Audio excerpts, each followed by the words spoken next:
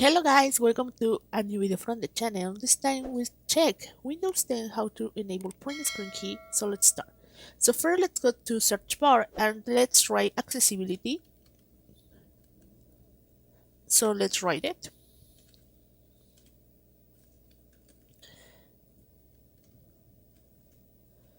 And then when we are here on accessibility, we'll open this window to the settings. And here you can find that we are on the keyboard. Okay, so let's scroll down, and as you check here we have the keyboard in the left side. Just click here and then let's scroll down and let's click here to the part that says access to the print shortcut.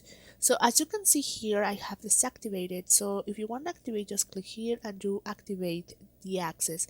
So that's how you can work it. As you can see, it's very easy to do it. In my case, well, it's in Spanish, but the same steps are in English, so don't worry. So only you have to go to keyboard and scroll down and find this option that says print shortcut.